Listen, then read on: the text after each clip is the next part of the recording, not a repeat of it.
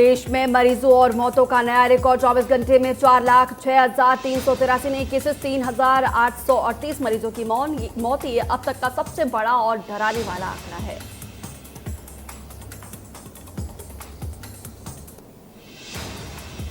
मध्य प्रदेश में 24 घंटे में 12,319 नए केसेस सामने आए, 71 मरीजों की मौत, 3,643 रिकवरी रिपोर्ट दर्ज की गई। राज्य में कुल मामलों की संख्या 6,24,985 के पार। एक्टिव मामलों की संख्या 89,000 के पार।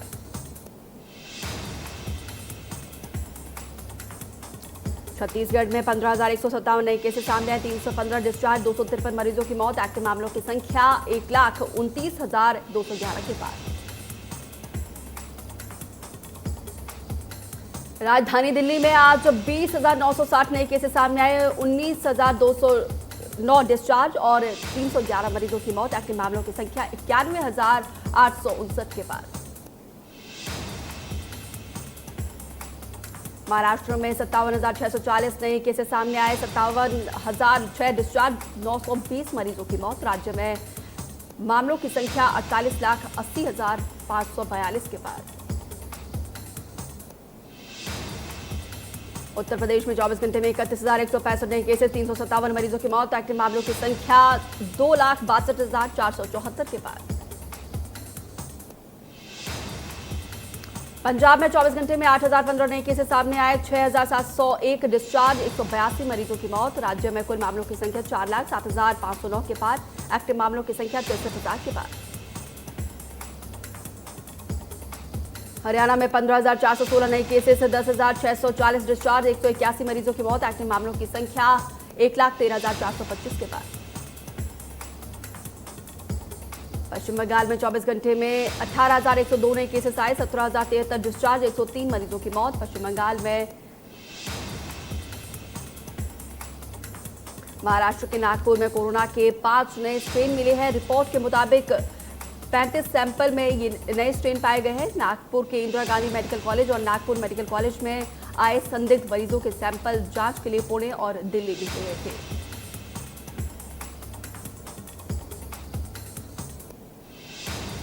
सीएम शिवराज सिंह चौहान ने कहा कि 45 साल की ज्यादा आयु के लिए वैक्सीनेशन अभियान जारी है। लगभग 82 लाख लोगों को वैक्सीन दी जा चुकी है।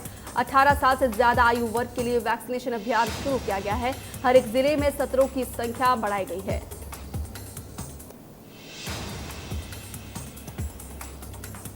सीएम शिवराज सिंह चौहान का बयान। कोविड मरीजों के लिए अस्पतालों में 63,000 से ज्यादा बेड की व्यवस्था हमने की है। बीच में ऑक्सीजन की कमी का संकट पैदा हुआ था, लेकिन अब अपने यहां ऑक्सीजन की आपूर्ति प्राप्त है।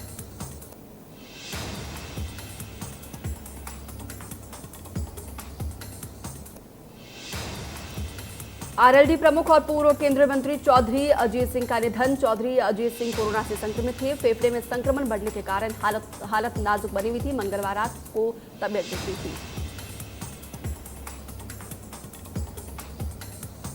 डबरा के भीतरबार में लॉकडाउन लागू है। इसके बावजूद रेत माफियाओं के बीच वर्चस्व की लड़ाई में गोली चलाने का मामला सामने आया है। रेत कंपनी का आरोप है कि जबरन उनके डंपर को खाली कराया गया। इसी बीच रेत माफियाओं ने एक दूसरे पर फायरिंग कर दी और फरार हो गए। सूचना मिलने पर मौके पर पहुंची पुलिस ने मामला दर्ज करके कार्रवाई शुरू कर दी।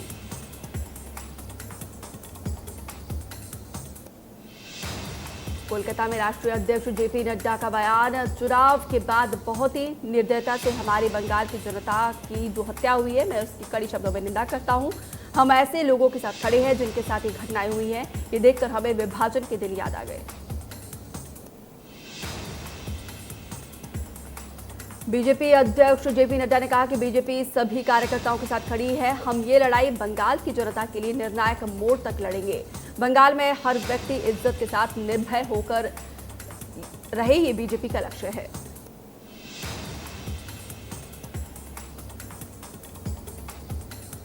दिल्ली के मुख्यमंत्री अरविंद केजरीवाल ने राधा स्वामी सत्संग व्यास पूसा रोड का दौरा करके वहां चल रहे वैक्सीनेशन अभियान की समीक्षा की।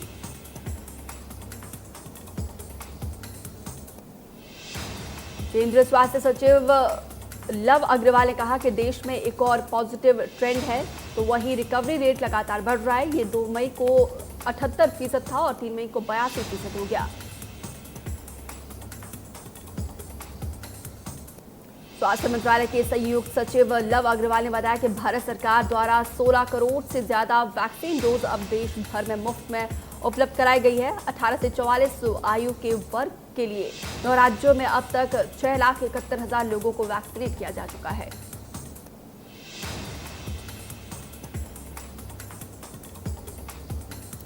मध्य प्रदेश में कोरोना मरीजों के लिए प्राइवेट एम्बुलेंस हुआ महंगा। भोपाल एनएचएएम ने दरें बढ़ाए जाने के संबंध में प्रस्ताव शासन को भेजा था, जिसे मंजूर कर लिया है।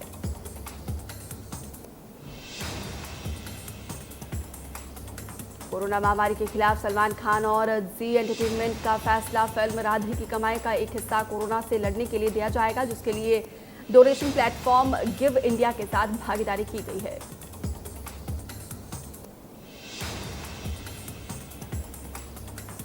अभिनेत्री राखी सावंत ने दावा किया है कि वो कोरोना वायरस की चपेट में आ नहीं सकती है। राखी मुंबई में काफी शॉप्स में स्पॉट हुई है, जहां उन्होंने दावा किया है।